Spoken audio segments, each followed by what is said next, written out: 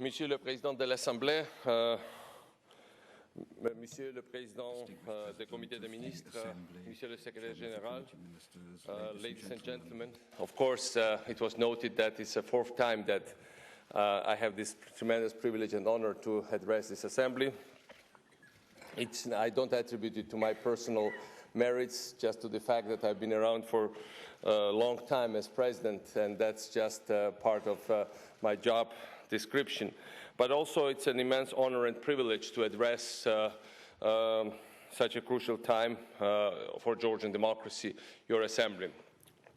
Allow me first of all to express the deepest gratitude to the President of the Assembly, Jean-Claude Mignon, for inviting me to echo in this room the European and democratic aspirations of my people.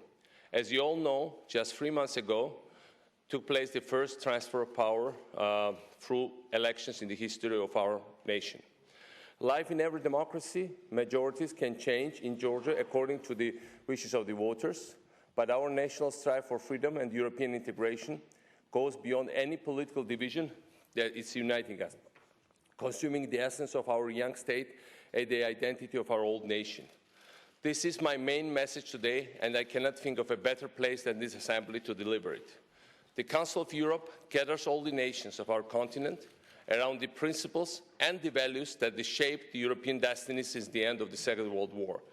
The values and principles that have torn down the Berlin Wall and led European reunification. These values of freedom, human rights, political accountability and the rule of law that the Georgian people are so attached to and that have driven my entire political life. Distinguished members of the Assembly, I remember very well the day I discovered the Council as a young intern coming from what was still called the Soviet Union back in 1991, very soon after the collapse of the Berlin Wall. My first steps in the free world, and therefore in real politics, since real politics can only exist in freedom, were made in this very town, in this very place. My first steps in politics and my main steps in life, also I have to say. I remember dividing my time between sleepless nights in the library of the European Court of Human Rights, where I had to prepare my case law for the exam on human rights at the Human Rights Institute, and chasing with a bicycle a beautiful young student from Netherlands who happened to later become my wife and is sitting here smiling. And so it was a very exciting place and special place for me, Strasbourg. Later, I have come back. Everything has changed for me, except my wife. So later, I have come here as an MP of independent Georgia with other young reformists for whom this Assembly has been an amazing school of democracy. Years after I have been invited here to speak as one of the leaders of the so-called Coral Revolutions that were continuing the movement of emancipation and reunification initiated by the Velvet Revolution of 1989. These were the times of hope and enthusiasm. And now here I am again, standing in front of you as a president of the cohabitation, a leader of a movement that came back to the opposition after more than 8 years in government office. It might surprise you, but after all these years, my hopes and my enthusiasm have only grown. Ladies and gentlemen, from the very beginning, in the early 90s, when Georgia was a failed state, a divided and a brutalized nation, my involvement in politics was inspired by the idea that we would finally join the family of European democracies, the family of nations where governments are changed by ballots and not by ballots. Of course, every politician in the world wants to win elections, and I'm disappointed that the United Nations movement failed to convince a majority of voters in the last October parliamentary elections. But I'm proud that this party, my party, has contributed to build a system in which governments and majorities are changed through elections, not through coups d'etats or revolutions, an institutional framework that facilitates legitimate transfer of powers instead of preventing them, a democracy. For more than 8 years, I have led a team that has radically transformed our nation, fought restlessly against corruption and organized crime, systematically dismantled the bureaucratic hurdles inherited from our Soviet past, liberated the initiatives, the society, and helped to shape the common perception that the government was there to serve the people and not the contrary. that the legitimacy was not coming from the top to the bottom, but the opposite. Many observers have rightly characterized this change of paradigm as a mental revolution. Fatalism, passivity, cynicism, the long-lasting legacy of the Homo Sovieticus has been overcome in Georgia. It means that, like in most of the European nations, alternance has already become the rule, and that no leader, no government, no political or social force, nobody can do anything to reverse this. And this is why my hopes and enthusiasms are stronger than ever. What happened in Georgia in the last 8 years, including in October 1st, a date that stands as an integral part of our democratic experience, has changed our nation and beyond, I deeply believe, our region. Georgia has shown all these years that corruption was not a fate and authoritarianism not a destiny, that the choice was not between chaos and tyranny, as it is too often presented in the post-Soviet world, but between democracy and all other forms of government, whatever you call them. Georgia has proven that there was a radical alternative, a European choice. Ladies and gentlemen, during the past decade, we have paid a huge price for having chosen the path of transformation and Euro-Atlantic integration. Georgia has been threatened, embargoed, bombed, invaded, and occupied. 2 of our regions have been ethnically cleansed. Hundreds of thousands of our citizens have been expelled from their homes and still cannot go back to their towns and villages. As I'm speaking, this is, my dear friends, the environment in which we have built our democracy, in which our new state has emerged, and our mental revolution has indeed occurred. And I want to tell today how proud I am of the Georgian people, of the sacrifices they have made for our independence, to survive and our democracy to grow and flourish, how much I admire their bravery and their faith in the future, their absence of hatred and their thirst for freedom and peace. I want also to pay tribute to our friends all over Europe. Without their continued support, our democratic experience could not have survived and succeeded. We couldn't have broken away from this prison of stereotypes, of old cliches. I want especially to thank the Assembly for the multiple resolutions passed after 2008 invasion. I want to thank you, distinguished members, and those who are no longer members but present in this room today, such as Matthias Yorshi, who helped us so much during these difficult times. These resolutions, 1633, 1647, and 1683, have been called in very unambiguous terms for the withdrawal of all Russian troops from Georgia, a full access to EU monitoring mission to the occupied territories, the reversal of ethnic cleansing, a new peacekeeping format, an international policing force, the withdrawal of recognition of Abkhazia and South Ossetia as so-called independent states. As you all know, these demands are still to be met. Since these resolutions were passed, Russian military buildup in our occupied regions never stopped. More Georgian villages have been burned and erased from the map by the ethnic cleansers. The UMM has not been allowed in the occupied areas, and the Russian diplomats has been touring the world to bribe and pressure countries to legitimate their illegal occupation. Nevertheless, the formulation of this request by the Assembly has been instrumental. Such signals coming from you deter the aggressors. They show to everyone that principles and values matter.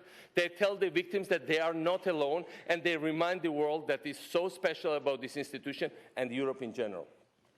I know that a resolution on the humanitarian situation in our occupied region is being processed through the Committee on Migration, Refugees and Displaced Persons. And I want to thank you in advance for supporting the resolution and all efforts you make to help us overcoming the tragic humanitarian consequences of the invasion, the ethnic cleansing and the occupation. So I came here to express the immense gratitude of the Georgian nation and its hope that your attention and your focus will not decline in front of external threats, as well as support of our internal democratic progress. Georgia needs a strong and efficient Council of Europe and a vivid and relevant Parliamentary Assembly.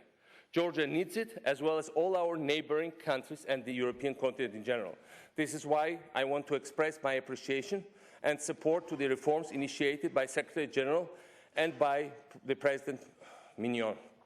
Je tiens à vous féliciter en français, cher Jean-Claude, pour le succès de votre initiative Il était urgent et nécessaire de mener cette réforme à bien. Je suis convaincu qu'elle donnera à cette Assemblée un rôle et un poids supplémentaire. Les principes et les rêves des pères fondateurs de l'Europe vivent dans cette salle et en Géorgie comme ailleurs, peut-être plus qu'ailleurs encore. Nous savons l'importance cruciale de votre mission à tous et nous soutenons avec enthousiasme tout ce qui renforcera cette Assemblée et le Conseil, car les Géorgiens ne sont pas seulement Européens, nous sommes des Européens enthusiastes. During the last 8 years, you have been accompanying us in our journey of institution building and democratic transformation, advising us, welcoming our progress, as in the latest resolution 1801, proposing changes where you thought we could further improve our practice and our framework. The cooperation we had during these years with the Council and the Assembly and the Venice Commission was, I think, exemplary, constantly helping us to improve our legal framework. Nobody can deny the expertise and goodwill and open attitude of the Venice Commission. This is why I call on our new government to wait for recommendations before enforcing laws, especially when it touches the court system and the judiciary. I would like to seize the opportunity of this to offer also a special thanks to those of you who have monitored our parliamentary elections. First of all, to the chairman of the delegation, Luca Volante. You have been able to testify that Georgia is getting closer to the standards that this institution is promoting and that should one day unite all of us in this room. Your vigilance, now that my country has passed what was presented as a litmus test, will be crucial to help ensure that Georgia continues to progress on the same path. Unfortunately, and as most of you know, and as it has happened in many democracies in their early years, the Georgian political class suffers from the winner-takes-all mentality. From the selective prosecutions targeting former government officials, opposition MPs, local authorities, independent media, to direct physical assaults by pro-ruling party activists against opposition representatives or elected local self-governments, a coherent campaign started to silence the political opposition, get constitutional majority in parliament through direct blackmails, pressures, criminal cases against members of parliament and their families, the attempt to seize the entirety of the institutions. The peaceful and constitutional change of government, by showing that institutions did not belong to any party and by opening a period of cohabitation between different elected bodies with diverse political colors, should have been a tremendous opportunity to push further the reforms we had not been able to carry out fully, and especially ensure the independence of judiciary and the media. But instead, we have seen the public linking of wave of arrests by new authorities to political activities of the opposition. We have heard claims that media and that the mission of the new government was to destroy the United Nations movement through judiciary.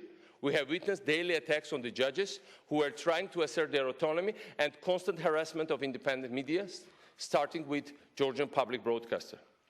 The Georgian public broadcaster was created in order to set up new standards of objectivity in Georgian media landscape, and according to the EU Media Monitoring Mission, the first public channel was the only absolutely balanced TV during last year's electoral campaign. Instead of reinforcing this emergence of an objective public TV, the new government has pushed the director of GPB to resign and now wants to sack the channel and has announced a plan to merge the Georgia Public Broadcaster with privately owned channel by the new leaders. Such an initiative would bring us years and years backwards, especially when simultaneously the director of the biggest private channel in Georgia, Rustavi 2, has been detained and now faces court hearings that can bring him many years of prison for charges related to commercial activities of his legal company, and when direct plans were announced to change the ownership of Rustavi 2 through judiciary. It is true that we did not succeed in all our reforms and that much more needs to be done. But what new government should do, and we wish them the success, they should go further in building our democratic framework and not try to undermine what has been built. It is also true that some reforms were not fully understood by various segments of the population. I agree that our communication to the public was sometimes inefficient, but I do also believe that principles and values are worth taking political risks. The law that we passed in 2011, giving equal rights to all religious minorities, might have cost us some votes, but it is a reason to resort to hate speeches and revive the fire of intolerance, for instance, by attacking innocent citizens or releasing with all the honors fanatics who have been convicted for physical assaults against minorities. Is it possible, as well as our decision to remove all the monuments of glory of Soviet tyrants and our constant fight against the communist legacy has displeased certain categories of population, but does it justify the restoration of statues of Stalin, as we are witnessing it in some areas in Georgia, and it's paid by state funds? Ladies and gentlemen, I think it's important the new government in Tbilisi says that it wants to pursue the European and Euro-Atlantic integration of Georgia. It is obviously a positive signal, and I have welcomed it publicly several times, offering to help the relevant ministers on this topic as much as I can. It is good to claim it, but claiming it will not be good enough. One has to act accordingly. EU and NATO are not simple partners for Georgia. They are the families who want to join the transformative goals of our foreign policy, the horizon of our internal reforms. This explains the surprise created by the statements surprised by the statements of the Prime Minister during his recent visit to Armenia, Yerevan. What he said there, that a country can and should have good relations with Russia and NATO at the same time, putting a strange equidistance between both, quoting our Armenian friends as an example. Now, I'm tremendously proud that in my presidency, relations between not only the governments of Georgia and Armenia, but between peoples of Georgia and Armenia have improved dramatically. And it's really exemplary relations right now. And this is very important. I'm very proud of it.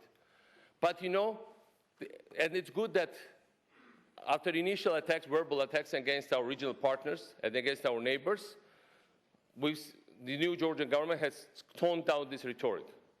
But it's important to understand, Georgia has chosen to pursue NATO membership, and Armenia, for its own reasons, did not. This is the sovereign right of every nation to choose the alliances it wants to join or not, but relations and integration are not the same. By what Prime Minister just said a few days ago, unfortunately, changes the whole things we've been saying for all these years. He de facto gave up Georgia's NATO aspiration. That's what it's said, that's what it means after this declaration. I do think that Georgia should integrate NATO and have good relations with Russia at the same time. I was the one who initiated visa-free travel with Russia. I was the one who supported the WTO World Trade Organization deal with Russia. We abolished visa requirements for Russian citizens unilaterally. Under no government has so many Russian tourists entered Georgia as under last years of my government. I'm very proud of it. Under no government we had so much cultural ties with Russia as the last years and last months of my government. I'm very proud of it. But one thing is to have cultural, economic, trade ties, and this is something we should enhance. The other thing is to change our foreign policy and orientation, which is based on values and fundamental direction of your nations. And I think that's not what Georgian peoples have voted for. And I hope that we can get better explanations and we can help correction of this very alarming declaration. We should not sacrifice the first. We need good relations with neighbors, but we should not sacrifice the first for the second. We should not sacrifice the level of obligation implied by the world integration. It has nothing to do with a simple relation between the two entities. Unfortunately, such statement comes after several national security and foreign policy moves that cast for the first time in a decade doubts on whether Georgian government actually what they intend to do. Denouncing the Baku-Istanbul railway project, which is a huge geopolitical breakthrough that connects Georgia to Europe, while promoting the railway to Russia through Abkhazia without clearly answering questions on this status, means changing the strategic orientation and basically disconnecting us with European strategic lines. Freeing without investigation people who were convicted for spying for Russia, while putting in jail some of the people who have built our counterintelligence system in cooperation with the West, this raises concerns too. As well as explaining proudly to the Georgian public that the new government has repelled successfully the wave of Western attacks, quote unquote. Such wording reminds us of anti-Western rhetoric of a sovereign democracy, rhetoric that we fought that long ago in our country. We have preserved our enthusiasm for EU and NATO despite the threats, the bombs, the invasion, the occupation that were aiming at obliging us to change our path, and that's not so easy that Georgian people will ever give it up so easily and so lightly. It is the time now that we are closer than ever from our objectives. To show hesitations or to cast doubts on our trajectory? Now, ladies and gentlemen, nothing is irreversible, and there is a room, I'm sure, for a fruitful cohabitation in Georgia. I told you it to the Prime Minister, we need to find a way out of the actual standoff. We would both benefit from it, and we owe it to the Georgian people. I offered a 5-step plan to the majority in order to ensure a peaceful cohabitation and guarantee that we all put the supreme interests of the nation above all political rivalries. From the economy, with a joint conference for investors, to the foreign policy, with common initiatives on EU and NATO, we can and should work together. Nobody would gain anything out of a paralysis of our institutions, a pause on Western integration, or a decline of our economy. Nobody has interest in the failure of the new government and the new majority, because this failure would hurt the country in general. This is my solemn pledge. Let us work together to improve what can be improved in our democracy. Let us focus on the principles on which we can agree on, the very principles that are at the basis of the Council of Europe, that all major political forces claim to respect, promote, and defend in Georgia.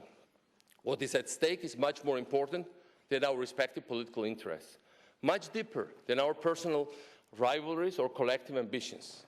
What is at stake is the very future of our democracy and beyond, the future of democracy in our region.